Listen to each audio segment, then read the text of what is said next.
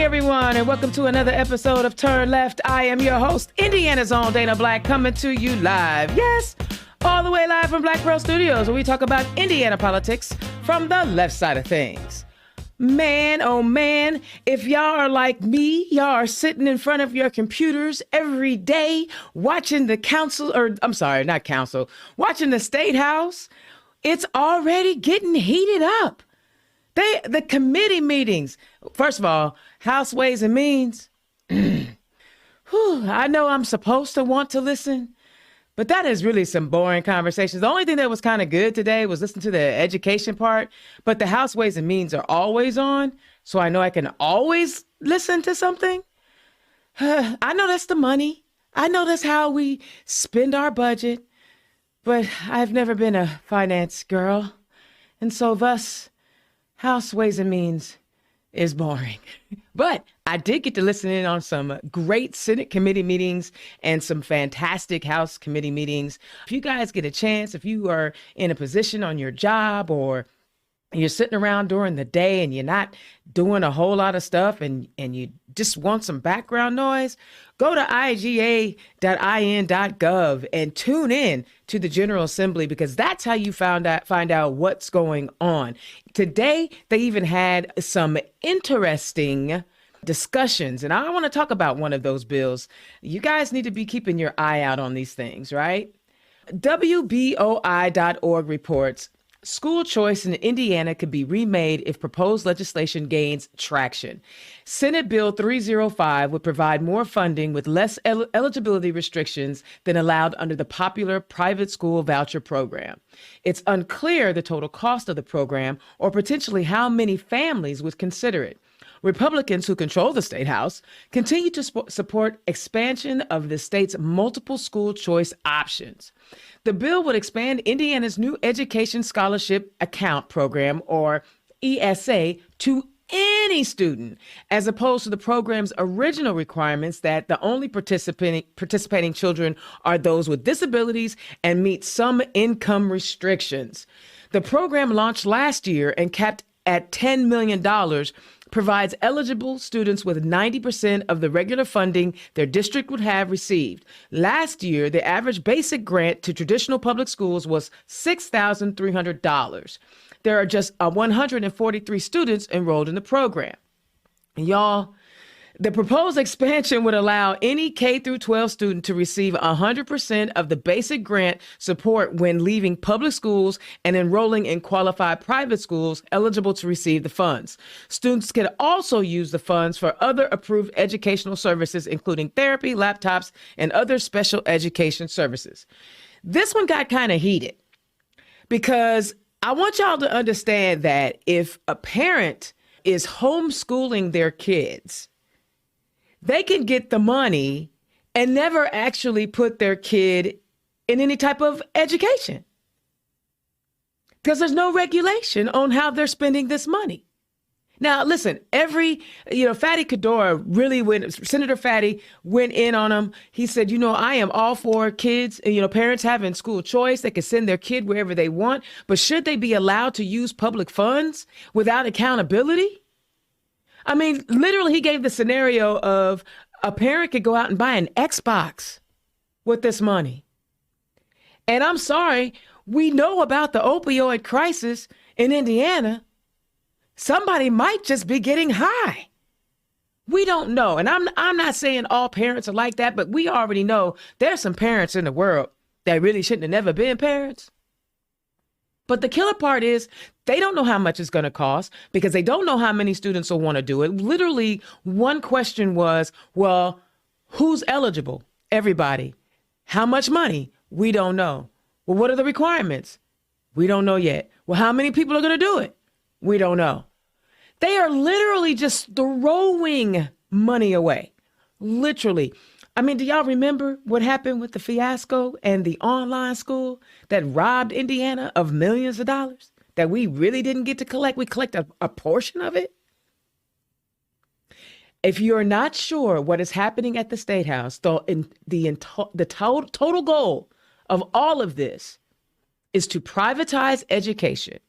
And if you cannot afford to send your kid to a school, then your kid will not get anything of value. Now, I trust no one believe. I believe in public schools. I believe in public school teachers. We already know they're underfunded, underpaid, and overworked, right? But now we're saying, we're literally marching down the road to privatizing public education. My public dollars will be going to people purchasing Xboxes.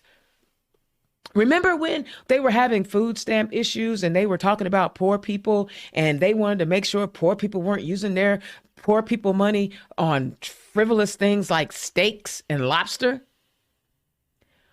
Where is their concern now? They don't care about those things. It was never about those things. It's about control. But now they want to take your tax dollars, because what is the one thing that will always be an abundance of? Humans. Because people ain't going to stop having sex. They're going to keep having sex. They're going to keep making babies. And there's always a revenue stream for kids. So you guys, you need to be on this. If you are if you care about public school teachers and the education that we are giving to the masses, then you guys need to be calling your people, your senators, about SB 305. It is another way to siphon more money out of public schools. And I want to ask you, places like Indianapolis, where there are a plethora of schools to choose from, you can have private school, parochial schools, public schools, township schools. There's schools everywhere. But if you live in a rural part of Indiana, what choice do you have? How many choices do you have? I need y'all to get with me on this. It's not that, the whole goal is to privatize and segregate these schools again. I mean, you already got, Governor DeSantis saying that African American studies, it's not worth it. That I don't know if you could say anything more blatantly racist in the world. Yeah, it's not African American studies at an AP college. It's just, there's no value. He said there's no educational value. But there's educational value in learning about Greek mythology. Learning about real people, there's no value. But Greek mythology, we good. All right. The next thing I want to talk about, the Supreme Court today listened to the abortion ban. And the Indianapolis Star reports attorneys warned the state Supreme Court justices Thursday about the life or death stakes surrounding a court order preventing the state from enforcing its near total abortion ban. On one hand, Solicitor General Thomas Fisher with the Indiana Attorney General's office told the judges that if left to stand, the injunction will lead to the deaths of so many unborn fetuses. On the other hand, Ken Falk with the ACLU of Indiana, Hoosier women and girls will suffer if the law goes into effect. Some will die. I need y'all to understand, some will die. Unfortunately, we have pervs out here that don't mind raping 10-year-old little girls. I'm not making the story up. You already know about it. And a 10-year-old little girl's body is not developed enough to give a birth to a baby. I know men folk don't always understand this. They think they know women's bodies better than we do. But 10-year-old little girls should not be having babies. Not to mention the psychological impact that it was going to have on the individual. She's already been traumatized. But now we're going to make her give birth to a baby. In making his argument, Fisher said Planned Parenthood and other plaintiffs in the original lawsuit who argue the near total abortion ban violates Hoosier rights are essentially inviting the courts to give the state's constitution a rewrite. The original lawsuit was filed by Planned Parenthood, 3 other abortion providers, and a pregnancy support organization with legal help from the ACLU. Guys, this is so incredibly important and scary all at the same time. Right? It is so scary to think that eventually that somebody wants to regulate our bodies. But what I found most interesting, the injunction or the reason why the abortion ban was put on hold was because of RFRA. Religious freedom. Remember that? Remember that bill they shoved down our throat? The RFRA, the Religious Freedom Act. I should be able to practice my religion however I want. Blah, blah, blah. The scoop-de whoop. Well, thanks to our Jewish brothers and sisters, they said, you know what? A body ain't a body until it come out another body. Otherwise, it's just a fetus. And our religion tells us that if the woman's life is in jeopardy, hey, all bets are off. It's our religion. And the judge said, well, your new bill violates your old bill. Mind you, that was a bigoted anti-LGBTQ plus bill. I love it when bigotry comes back to bite your behind. That's what y'all get. That's what y'all get. You pass a bill to say it's okay to treat LGBTQ plus folks bad, and that bill comes back to bite you when you want to ban women from the ability to do what they need to do with their bodies and make their family planning choices. Listen, you know, it's getting bad out here. You got people in Missouri trying to dictate what women can wear. You got in West Virginia, they passed a law that said it was okay to open carry on campuses. What could possibly go wrong?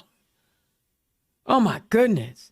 I mean, you got guns everywhere. You got people deciding on what everybody else is doing.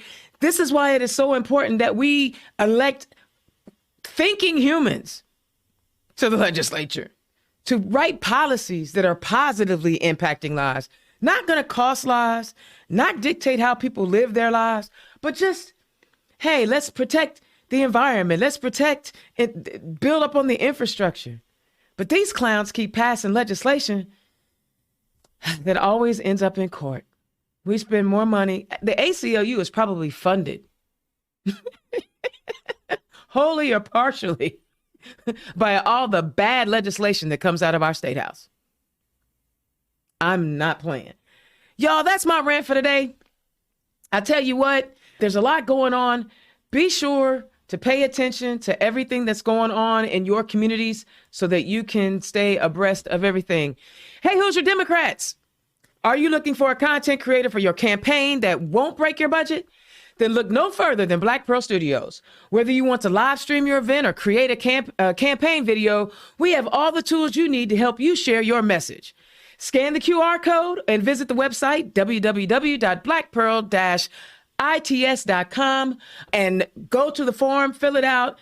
In Indiana Zone and Black Pearl Studios, we have you covered with all of your communication needs. Be sure to reach out to me. It's campaign season. It's underway. I know some of you folks ain't raising $100,000. I seen you act blue. But if you're raising some money and you want to get your message out, I'm here for you. Let me help you do what you need to do. Let me help you with your event. Let me help you with whatever you need. I got the tools. I got the tools to help you out. All right. Now, let's get to our guests. Yes. Indiana's own Dana Black turned left. I'm so excited to have a returning guest up there in Elkhart, Indiana, holding it down. Well, I'm going to tell y'all something. If you're not following him on Twitter, you're missing it. You need to follow him on Twitter. He will keep you abreast of what the heck's going on in Northwest Indiana. He got the hookup. Y'all give it up for City County Councilman in Elkhart, a city, Aaron Mishler. Aaron, welcome to the show. Hey, thanks for having me. It's great to be back. I love having you back. And listen, I follow you, dude. I be reading all your stuff. How you think I be knowing what's going on up there? Hey, just trying to fight the good fight up here. Keep doing it because you be giving them hell, my man. You don't take no mess. You don't take no mess from nobody, and I love it. And I'm gonna tell y'all something. In Southern Indiana, we got a rising star. He takes on all the business. He ain't never scared. He's got heart, he's got energy, but more importantly, he is willing to learn. He always asks questions, and he reaches out to us old heads to get the information that he needs so that he can be successful. I'm really, really excited about this guy. Like, y'all, I have a few fellas around the state, few young people that I just enjoy being around and watching them shine. And this is one of them. Y'all say hello and get to know Dylan Liddle, who is running for the Lawrenceburg City Council. Dylan, welcome to the show. Thank you, Dana. It's always a pleasure to see you and talk to you. I love being in your presence. You're just so full of energy. Honey, listen, I've been exercising too, so we about to bring my sexy all the way back. Guys, I brought up a couple of bills. I don't know if you are familiar with what's going on in the State House, so I don't want to put you on the spot. But if you have any thoughts on those two pieces of information, SB 305, which is, again, taking more money out of public education, or the Supreme Court listening to that total abortion ban, I'll let you just go. Well, yeah, it's definitely frustrating to see public education, the funds for it continue to be diverted towards unaccountable, education. Charter schools, home schools, it's hard to hold these folks accountable. All the while, they complain about public schools testing scores, and they say they're raising funds and public schools have all this money. Well, yeah, but you're giving all the money to charter schools, and our teachers are suffering. Yeah, absolutely. Yeah, and the other thing is, I mean, they're wanting to give funds to charter schools, and Indiana's one of what, like 7 states that you still have to pay for textbooks. It's funny because the city of Lawrenceburg actually helps our public school so that students don't have to incur the textbooks charges for those. I love that. That's good stuff. All right, Aaron, tell the people who you are and where you come from. Love to. My name is Aaron Mishler. I am a registered nurse in Elkhart, Indiana, and I serve as the 1st District City Councilman in the city of Elkhart. I always say I like to fight the good fight. And, that goes back to serving in the Indiana Army National Guard as a medic. Later on, I got my licensed practical nurse from the military. And as soon as I got out of the military, I spent 6 months in Liberia as an Ebola nurse. And I've done around 10 to 12 disaster responses. The last one I did was as a flight nurse for the Afghan refugees. And next month, actually, I'm going to Ukraine for 3 weeks to provide nursing care and free clinics throughout the country over there. That is so awesome. That is so awesome. And I try to bring that same empathy and to government. One complaint I've always heard is, I don't know what's going on. And nobody reads the newspaper really anymore. Nobody really watches broadcast TV. So I try to share as much as I can on social media.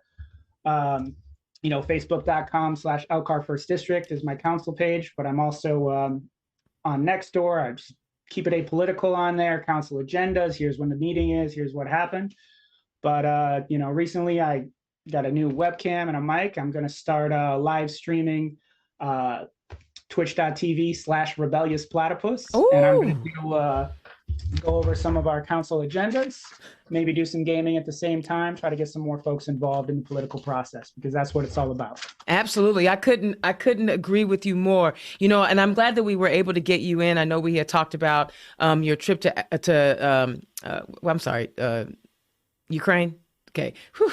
Brain. I don't know why I was about to say Afghanistan, probably because they still need help too.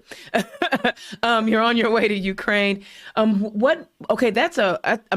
going through heck over there. And, Putin is just being lazy with his military action. He's just carpet bombing.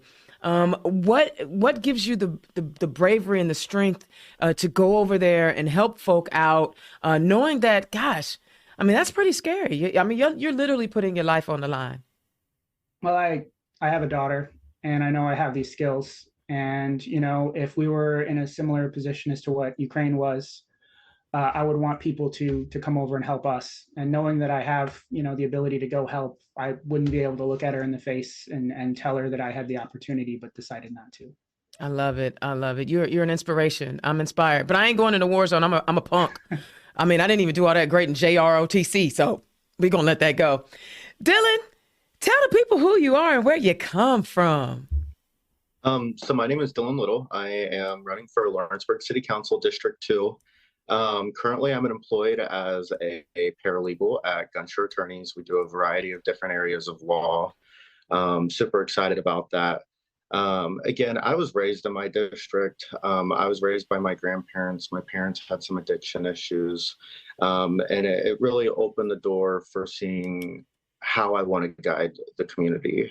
My grandfather was on city council for many years, and he really helped give me a guiding hand for seeing what you can do when you're an elected official and how you can really help your community. I purchased my home in Lawrenceburg and in my district in 2020, and me and my fiance Hannah are actually raising my 2 younger brothers. Again, the addiction issues with my parents, unfortunately. With that being said, though, we're doing really good. My brothers are great. They're actually wrestling. They're doing awesome. But there's definitely some things within my community that I want to see changed. I want to work for people and make sure that they know what's going on. I love what Aaron is doing by being more active on social media. because that's one of the issues that we have here. I mean, oftentimes people just don't know what's going on. And that's the point of turn left. I got to tell you guys, or Dylan, when I was down there for one of the rallies for the statewide candidates last year, I had a chance to meet your brothers.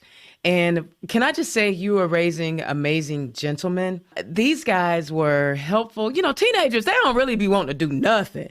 I mean, come on, y'all know that, right? But these young men, they were very polite, cordial, and just ready to help. So you are a young man who is raising young men. But I have to ask you, and it's might be a little difficult.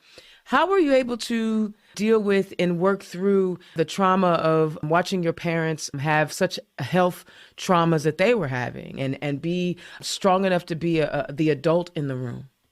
You know, I'll have to say, it had a lot to do with my grandparents. I had a great support system from them.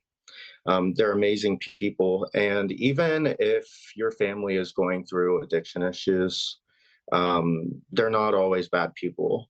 Although some people struggle, my father is a great person, and he's doing really, really, really well now. So, I mean, I was able to kind of go through it. I had really good teachers. That's why public education is important to me. I had teachers that helped me get through some of the hardest times, whether it was leaving school early, because my mom was arrested and other things. I mean, there's a lot of different things. And honestly, I owe it to so many people within our community, because they really helped guide me the most. I love it. I love it. Okay, guys, let's talk about some issues.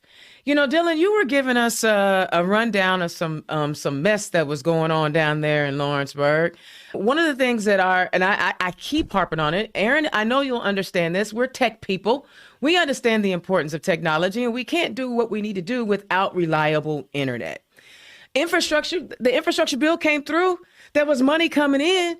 There was the lieutenant governor said 7 years ago she was going to work on getting high-speed internet in all of rural Indiana. That has not happened yet. Dylan, talk about the issue that you're having down there with your internet and selling off utilities and all that old madness, so that people can understand the importance of having high-speed internet, reliable high-speed internet, and what's happening down there and why you want to be on council. You're going to get me riled up here, That's Dana. the whole goal, my man. Get you riled up. So what has happened is the city of Lawrenceburg, actually back in 2016, before the infrastructure bill and everything else, they decided to invest in bringing fiber to the community. It was an investment of probably $10 million, a little bit more, maybe a little bit less. And recently they had decided to sell it. You know, when I heard of that, it blew my mind. So me and a couple of people started looking into it. Because one, it's a great asset for the city. The city uses it. They have all of their city cams connected to it, all of these different things, because we have cams on all the street corners. It's great for the citizens that live here because there's a low cost option for people where fiber only costs $20 per month, all of these different things. Well, back in December, they made an announcement that they decided to sell it. Nobody had heard about it. Nobody knew that they were going to sell it. It was just a random announcement. It was like, oh, hey, guys, we've done this. They had a meeting at 10 a.m. in the morning. So I went to the council meeting because I'd been in coordination with the mayor, and he told me to come to the council meeting to get some answers. So I go to this council meeting and I ask questions during the public comments portion of the meeting. And my first question was basically, under what legal precedent or state statute or federal regulation do you believe that you're operating to sell the fiber appropriately? And they couldn't cite me a statute right there. There was like, there's plenty, Of course blah, not. blah, blah. We'll get it to you, all of this. Well, I waited for a little bit, never got it. So then I followed up. I said, hey, I messaged the city attorney. I said, hey, I never received a state statute or anything. I said, are you going to get that to me? Well, he responds, oh, hey, you need to do a public records request. So I go through For the a process. statute, you wait. I want to be sure I understand this. You have to have a public records request for a state statute. The next time I get pulled over for a ticket, I'm gonna do a No. public records request to get the state statute for me speeding. Well, he wants me to do a public records request for basically the legal research that he did for selling the fiber. So I did that, but then when I get it, I get this memorandum opinion right here. And I go through it, blah, blah, blah. I'm not going to read it for the whole audience, but basically what he says is word for word. He doesn't cite a single late statute. He says, it is my legal opinion that the transfer of fiber assets to Alta Fiber in the manner proposed by the city is proper and follows any and all required statutory procedures. So again, that wasn't what I asked. I wanted the exact statutes or federal regulatory statutes that he found. So I did another public records request because I tried to give him the benefit of the doubt. I was like, maybe he just doesn't understand the question that I'm asking. Maybe. He passed law school though. Well, so I did another public records request and here we are. I was very detailed. Anyways, my public records request got denied because the language that I used was too vague or overly broad. Right, And right. what I said, word for word. Please provide all information pertaining to the thorough analysis the city conducted to determine that the city of Lawrenceburg operating a fiber company is not within its capabilities, as stated in the 1/12/2022 legal opinion from City Attorney Delmer D. Weldon. So I don't know how much more specific you can get than that, but Aaron, can you get more specific than that? That sounds pretty specific to me, Dan. But that's the thing. Like, they never expected anyone to challenge them on it. And you challenged them. And that's the thing. Like, sometimes we just have to admit, like, we've made a mistake and look into it a little bit further. And that's what I want to do. Like, if I'm elected, I want to be thorough with what I'm doing on city council. I think that's so important to make sure that we're going through everything. Like, for them to call a special meeting and they called a special meeting again at 10 a.m. in the morning, and to make that decision, and the meeting lasted less than 15 minutes. How did you thoroughly look into it to make that decision? And didn't you say the city lost money? Yeah, so the investment was right around $10 million. They sold it for $3 million. What? Yeah, $7 million loss. Talk about fiscal conservatives. Even I ain't that stupid. Like, it's not like a car where it loses its value. It's going to gain value because more people are going to use it. That's crazy. That's a good reason to put you on the city council. Aaron, what's going on up there? What's got you hot and bothered like Dylan's hot and bothered? Oh, let's see. Well, this past weekend, this past Tuesday, our county commissioners passed a 2-to-1 resolution in support of Senate Bill 11. If you're not familiar with Senate Bill 11, it is the Senate bill that wants to remove the obscenity exemption that protects teachers and librarians from going to jail. And they were in support of it. What? Yeah. And the thing that gets me is, I've passed similar resolutions in the past. We did one against HB 1134 last year. We did one asking the State House to suspend the gas tax. All these things were much further down the legislative process. Like, that bill is not even in committee yet. It's just been introduced. So how are you going to pass a resolution when you have no idea how it's going to be paid for, how it's going to impact taxpayers, the actual legalities of it? And we had a packed room. There was over 50 people that spoke. The majority of people were against it. But that's just kind of the state of the county politics up here in Elkhart. But we're doing much better in Elkhart City, I got to tell you. Much better. Well, and what's crazy about the bill altogether is that, how many more times do we have to hear Republicans talking about, oh, we're being censored on social media, our accounts are being shut down, oh my God, the left, they're just the left wing, the conspiracy. But now you're going to go after librarians and teachers for books they didn't even write. Yep. And there's already a process in place. If a parent doesn't like a book that their child grabs, first, don't check it out for them. Second, you can go to the library board. You can talk to the executive there and bring up your issues. It's not like there isn't a system in place already for this. But even still, Aaron, like one parent doesn't like it, the other parent does. Who wins? It kills me. These arguments are killing me when it's, oh my God, my kid. Well, what about this kid over here? And it came down to, the anti-CRT nonsense that's not being taught in schools, where, a parent is upset and they were trying to pass a legislation that if your kid comes home all jacked up from whatever lesson, you can sue for $1,000. I implored every marginalized family to do the same thing for the omission of their history. That's what I mean. That's crazy. I just don't understand why we don't want free thinkers anymore. And and they literally want to say drag queen story hour is obscene. What's going on? I hear you. And the last city council was 7-2 Republican, and one of the things they did towards the end was they shut down the Tolson Community Center.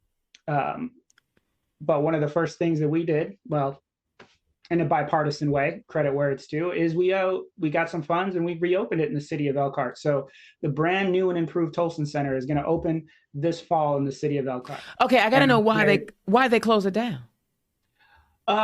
They were concerned about financial issues, but there was also some racist statements made by the last first district city councilman. And, I have a feeling, and many people do, that kind of played into it due to its location in the city and the folks who primarily used it, Black and brown folks in our community. And they shut it down. Well, all right for y'all standing up for black and brown communities. Indiana's own Dana Black, turn left. Listen, we are talking to Councilman Aaron Mishler out of Elkhart and candidate Dylan Liddle, who is running for Lawrenceburg City Council. Guys, if you like what they're talking about, their Act Blue links are right here on this page. Every campaign requires a little bit of money. Every one of them does. So please, if you got $5, $10, small dollar donations always add up. So please, please, please click on their Act Blue links, donate to their campaigns. They need your help. And as always, Indiana's own during the primary stays neutral. I am not endorsing any candidate. I just want you to support all Democrats. Okay, Aaron, we'll start with you. Every campaign has about 3 main issues that they want to tackle. Talk about the 3. You were very successful in your first campaign. You're obviously running for re-election. After you know what you saw before, now that you've been in place, talk about what you want to work on this go. Better yet, let me fix it. Talk about your greatest accomplishments in the first session, and then talk about what you want to work on moving forward. Oh man, there's too many. I love to hear that. Dill, we might have to wait a minute. Let me see. $400,000 in small business grants that helped over 40 small businesses in our community. $500,000 in home repair grants for emergency repairs and facade and improvements. $2.7 million for affordable housing to help develop workforce housing. Over $9 million towards infrastructure, broadband expansion, lead pipe replacement. Let's see, rezones for hundreds of new housing units. And we had the lowest unemployment rate in the entire United States at 0.9%. Thank you very much. What? We were named the best housing market by the Wall Street Journal. But it's not just about the numbers either. Let's see. We have introduced every police officer carries Narcan on him. We've increased community policing, pay raises for our police officers, mental health for our officers themselves, and we've included social workers to help police officers for nonviolent calls. Love it. You can't forget fire. You can never forget fire. Never. So new fire truck, new ambulances. Man, that's a lot. Take a breath, Dill. Take a breath. Take a breath. We might take us a minute. That's a lot, because what people don't understand. We got a new wastewater treatment plant coming that's going to clean up our river even more. We got money for mental health. We got money for job training that's coming in to help our partners at Goodwill. And, it's about arts and culture, too. This year we had our first ever Latino festival celebrating the, wonderful contributions of our Latino brothers and sisters in our community. And that's just getting started. We're just getting started. I love it. Man, I'm have to go spend some more time up in Elkhart. I know your mayor is running for re-election too. So I'm gonna have to get up there and spend some more time. Okay, so talk about what you want to work on, the three pillars of this year's campaign for you. That's, in the corner there, you see my little elk over there, and he's got little 5 stars on him. Yeah, yeah. Well, those 5 stars are the 5 points of the campaign. We got Let's do economic it. development. We got to keep those jobs coming. We got to keep good paying jobs too. We need to support our police and fire. That's the 2nd star there. Then we got public, quality of place. So supporting our arts, our culture, the learner theater, bringing more wonderful shows to see us there. And most importantly, well, not most importantly, because you can't say any one of those is the most important, but affordable housing. Mhm. People need a place to live. I love it. And you know what? Affordable housing is the conversation that we're having all over the state. And what people don't understand is that the city council is responsible for the purse strings for the city. How, is that going to be like I want to dig deep into that one real quick. Is that where you're working to do maybe a public-private partnership? Because the city doesn't build houses.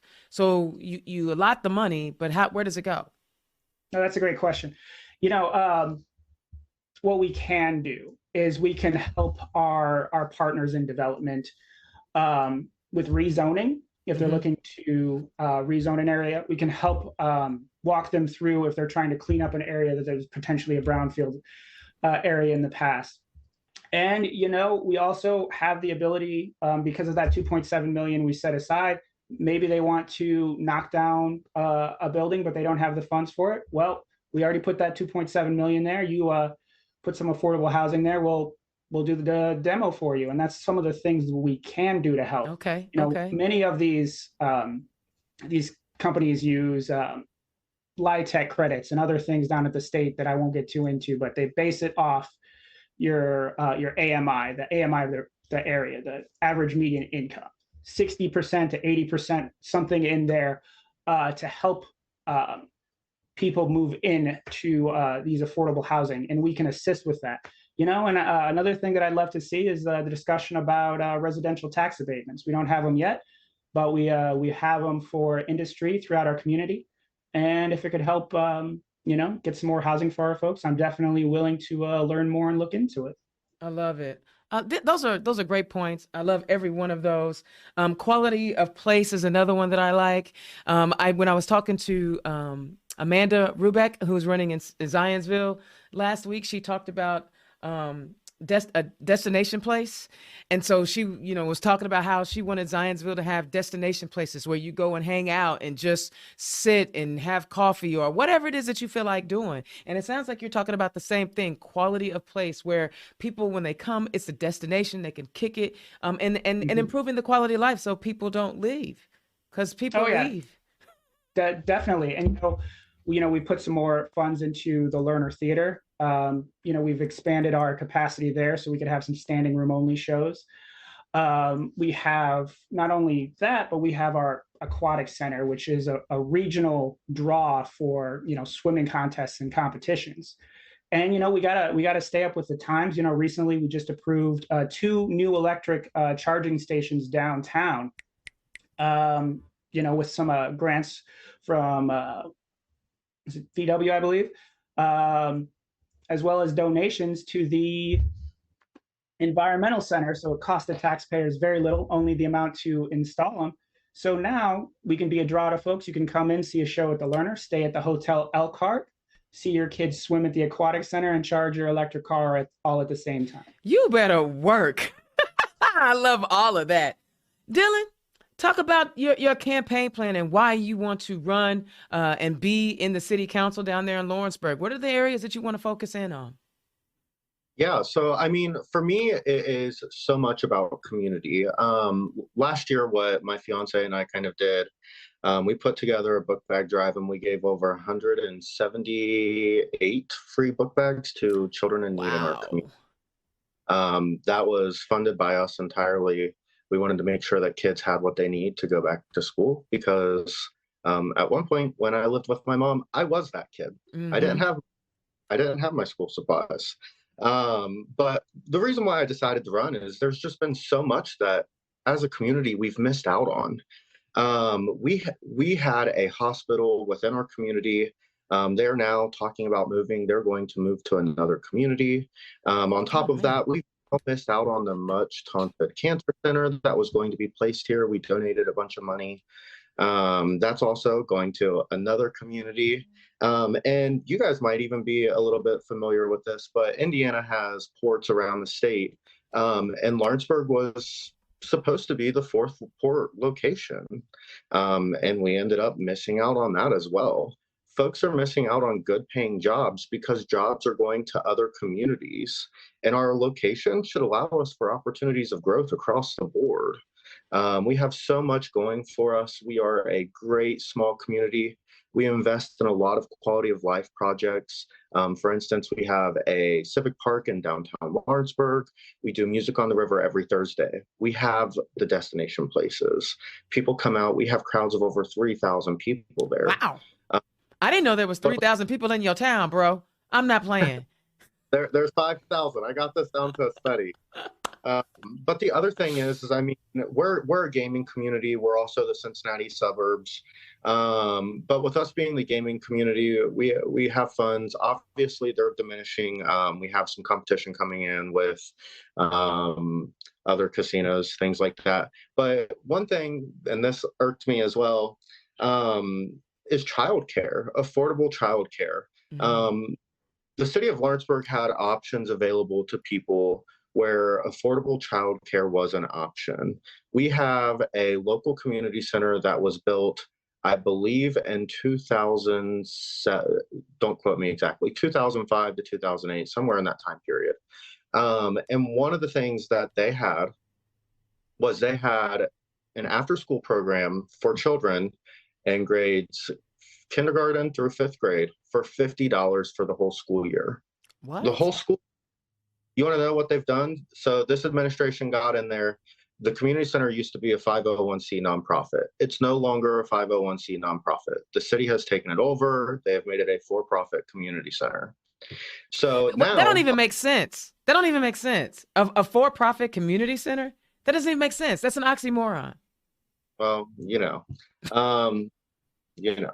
Anyways, so it used to be $50 for the whole school year. Now it is $50 per week. So you're looking at an increase of over $2,000 a year for families, making it a little bit more difficult, obviously, for single parents, making it harder for families that are united still to have a two-family income when parents are trying to go back to work.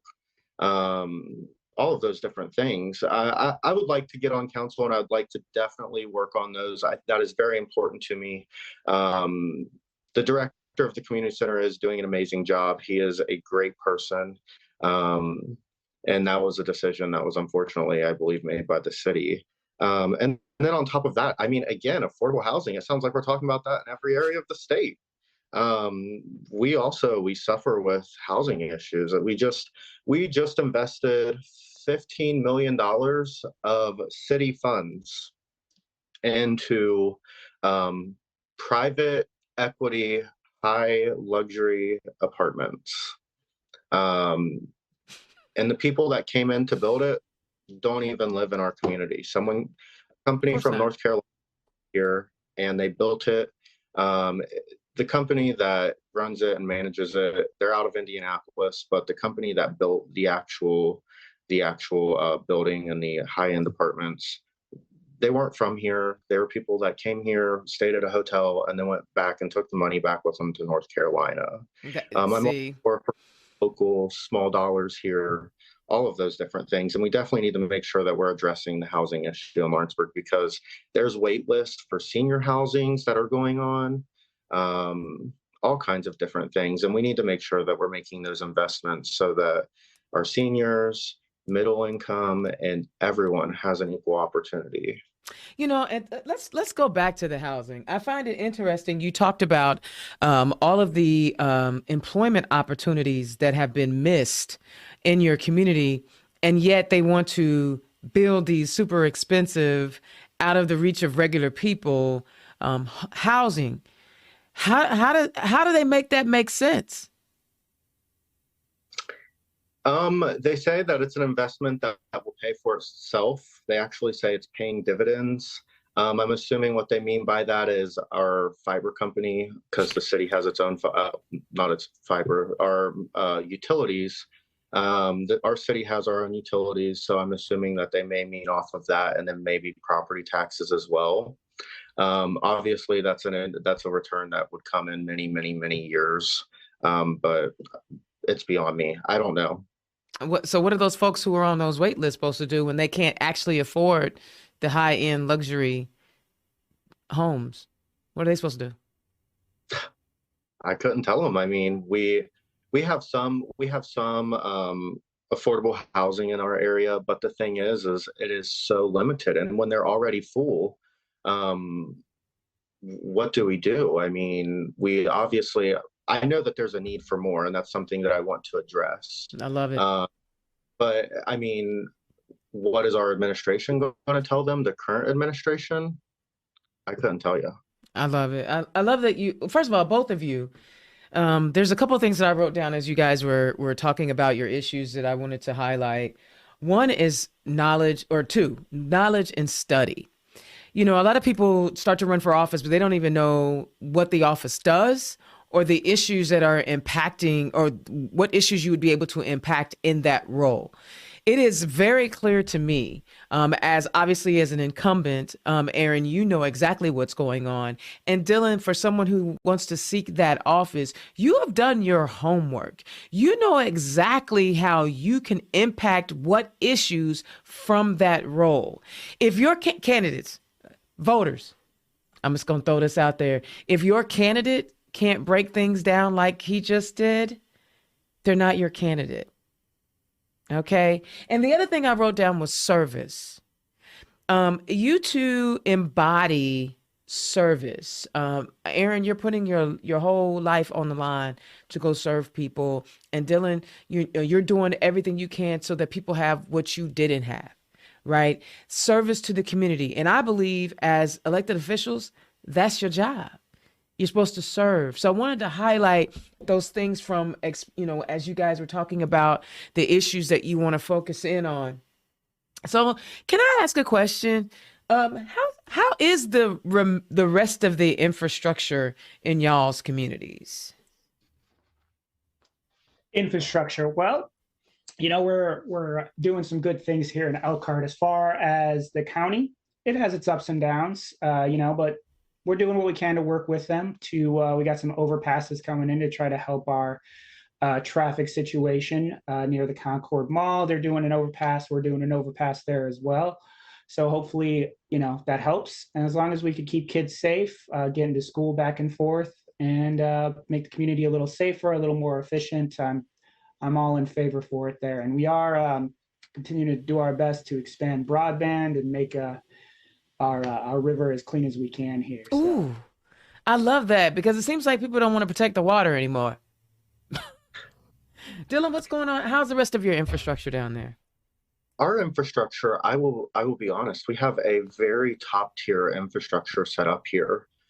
We were very fortunate. Again, we're a gaming community, so we have a deal with the local casino. Right now, we get it's fluctuated.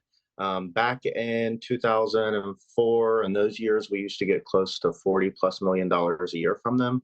Now it's dropped down to about $11 million a year of riverboat revenue that we're getting.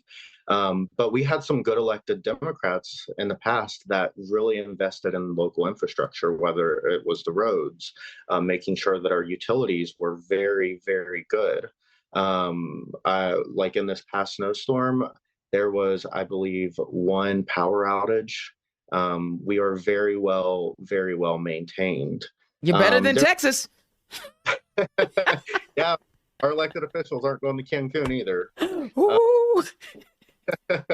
But with that being said, I mean, we have some infrastructure issues. A lot of it things that we've done studies on. So, for instance, we have a Highway 50 corridor that goes through our city. It separates us, the downtown area, and the local community schools.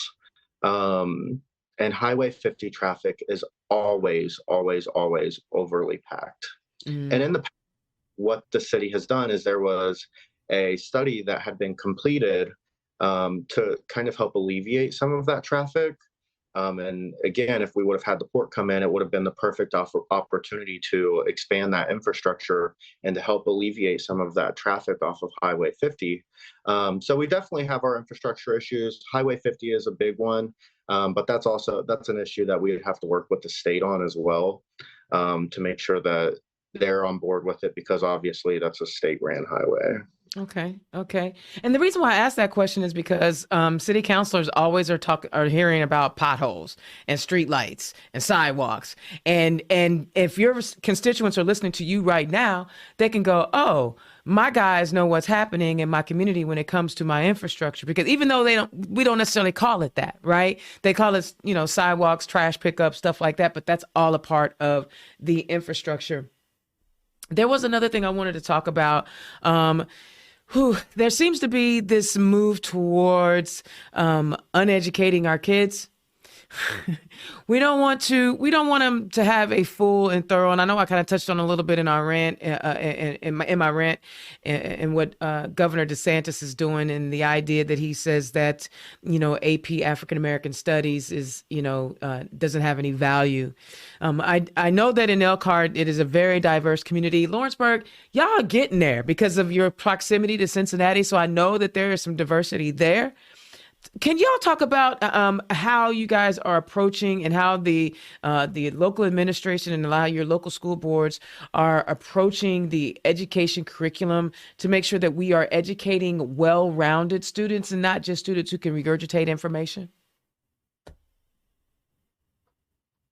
I didn't mean to stump y'all on that one. My bad.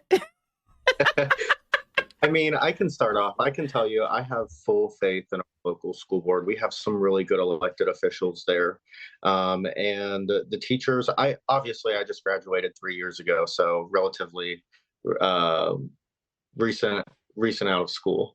And when I was in school, the curriculum that they were teaching was very straightforward. It was challenging. It was enough to make us think, and all of those different things. But I think that at the end of the day, oftentimes teachers need to be able to make the decisions of what they want to teach the students. The teachers that I had, again, they were amazing, and they did a great job. But I also, again, it's hard. I mean, just like you said, you might have one parent that wants kids to learn something and the other parent doesn't. And that's a hard conversation. I mean, It is hard. That's why we have to have it. Oh, definitely. I can still remember some of my favorite teachers, Herr Graves, Herr Collins, Mr. Garvin, a whole bunch of high school teachers that I had, as well as, I'll throw in some drill sergeants from the Army is there, because, you learn some stuff there too. Yeah. But the reality of the situation is it's tough for teachers. Indiana ranks towards the end when it comes to the pay scale for education. We have some wonderful local education foundations, the Elkhart Education Foundation being one of them. It does their best to support teachers. And, last year during the HB 1134 fiasco, when they tried to push for that terrible bill, what I always said was, let teachers teach. They got master's degrees, they got doctorates. There's some issues that, of course, we can work together through, but they know what they're doing. Yeah, they do. Teachers teach. Yeah, they do. And as a council person, how can you help support your local school boards, school administration in your roles? Yeah, that's a great question. Since we don't have any direct legislative say over what the schools do, but what we can do is we can continue to bring in money to our community through economic advancement by inviting companies and businesses to come here. And, schools get a chunk of that. For example, the $500,000 in home repair grants, that'll raise property values, which means more money for schools in our community as well.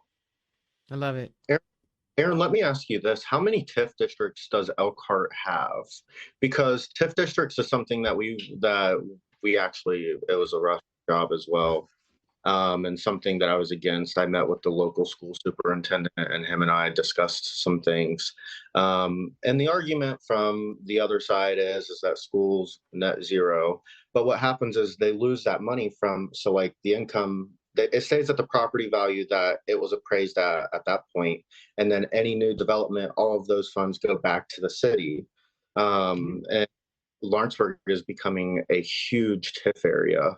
That kind of worries me. So I was curious, what percentage of Elkhart do you think is TIFed? And for people that's curious, TIF is tax increment financing areas. That is correct. I believe we have 5 to 7-ish TIFs, and we actually, believe it or not, now that you mentioned it, we have another one that we will be discussing this coming Monday to create another TIF. TIFs are good for supporting development of infrastructure in an area, such as sidewalks, roads, sewage, things like that, to bring in some of that tax money. And, I definitely hear where you're coming from when it comes to taking the money away from schools directly. But in the long run, in my opinion, for those areas, the amount of income that we could generate for schools in the future outweighs that short-term disadvantage for them. See, and here's my issue with it when it came to our board is the properties had already been developed, but the state takes a snapshot of the beginning of the year. And the properties were all privately developed to begin with. So the city had no cost in putting in infrastructure. It was Hardee's and a couple of other companies. But the city was looking to recapture some of those dollars to redo our new project, which is the Riverfront project. That's interesting. Since it sounds like they were already, completed areas. Generally, we do have like a downtown TIF and things like that as well. But I know for the TIF that we're talking about this coming Monday, it's in a recently annexed area that we're looking to, I don't actually know what they want to develop down there, but if they're asking for a TIF, I expect that it'll be something that'll bring in a fair amount of funds for the city in that area. And a lot of our TIFs are more in industrial parts of the city. Elkhart is a very large manufacturing hub. We're the RV capital of the world. Not to brag or anything. And they're also temporary. They sunset. They're a good long-term strategy, but you're absolutely right. In the short term, there are disadvantages to them. Y'all, we just had a TIF 101.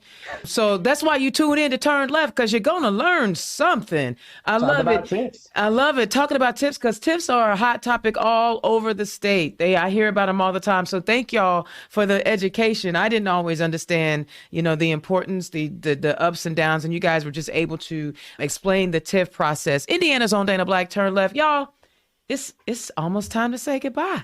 But before we do that, I want to make sure people can find you. So, Aaron, tell the people where they can find you.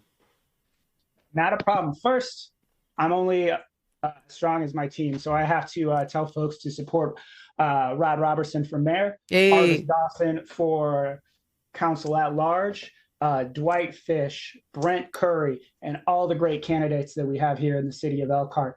But you can find me at www.voteaaronmishler.com. You can find a nice Act Blue donation link there, because I would love to have your support to help fight the good fight here in the city of Elkhart. As well as if you want to see me play video games and talk more about TIFs, you can go to twitch.tv.com/rebelliousplatypus, or do what Dana does and follow me on Twitter at twitter.com/rebelplaty.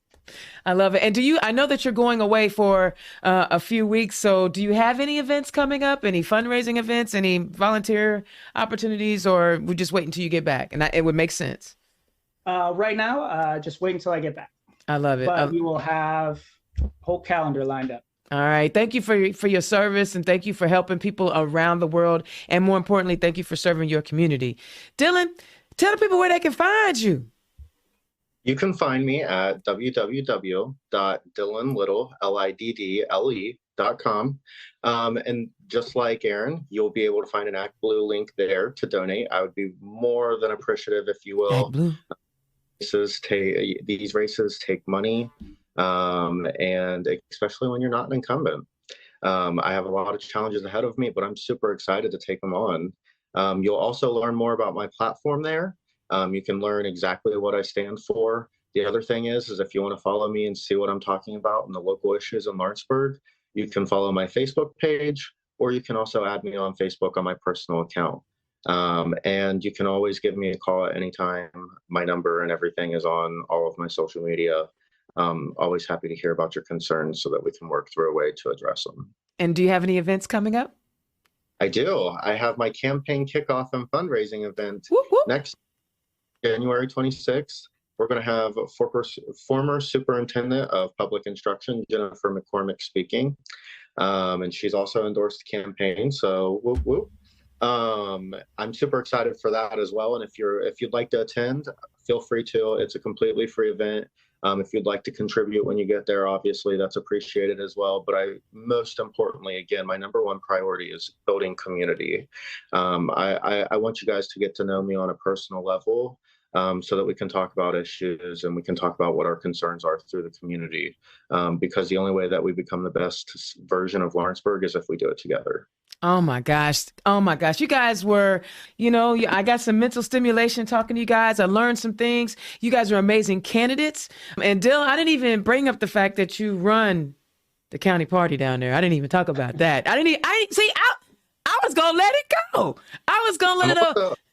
I'm also the secretary for the whole 9th congressional district. Oh my gosh. And you said you wanted to get a young Dems down there. Y'all listen to this man. He wants a young Dems down there. He's running for office. He manages the county party and he's the secretary of the district party. Listen, I'm telling y'all, Nick Roberts and Dylan Liddle.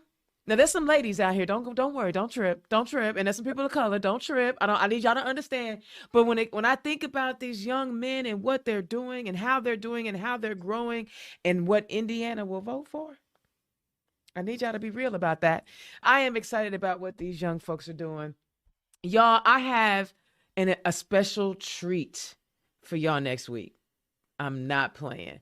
I don't even know if I want to say it yet because I'm just super excited. So I'm changing the format a little bit this year. So for all of my council folks who are running for office, I am going to double them up. I'm going to have 2, maybe 3 council folk on at a time because there's a lot more of them. However, for all my candidates that I get to bring on who are running for mayor, I am bringing them on by themselves. I'm bringing them on by themselves because it's a lofty job. It's an executive level job. And when you're making the choice of who is going to run your entire city, who's the executive of your city, you want to know as much as you can. And I will also be able to open up the chat. If you're on the chat on Facebook, I'll be able to take your questions, right? I've got things set up over here. I'm telling you, I'm doing a whole lot better. So I don't want you to think I'm shortchanging my council folk. And I don't want you to feel like I'm not trying to get to everybody, but it's my show. I kind of get to do what I want to do. That's ownership. You know what I'm saying? That black girl magic. So I don't want to hear no complaints about it. But anyway, sometimes you got to throw that out there. But anyway, so my mayor candidates, I am going to have them on by themselves. We know that we have a hot race right here in Indianapolis. We have a hot race down there, primary races I'm talking about. Hot primary race in Indianapolis. I'm working to get as many of those candidates on. I've reached out to all of them so far. I've reached out to all the candidates in Bloomington. Yes, I have. And I've reached out to all the candidates in Gary.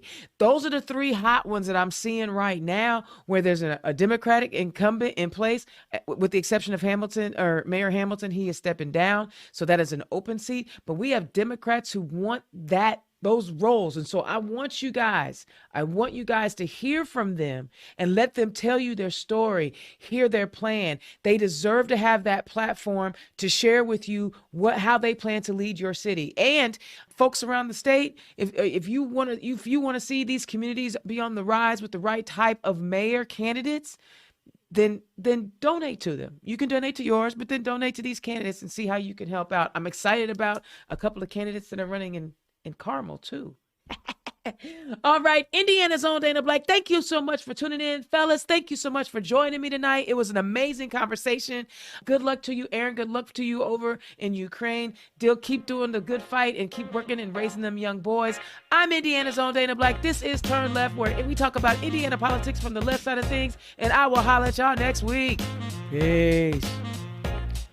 Turn Left is the property of Black Pearl IT Solutions. Executive producer, Indiana's own Dana Black. Music by www.bensound.com.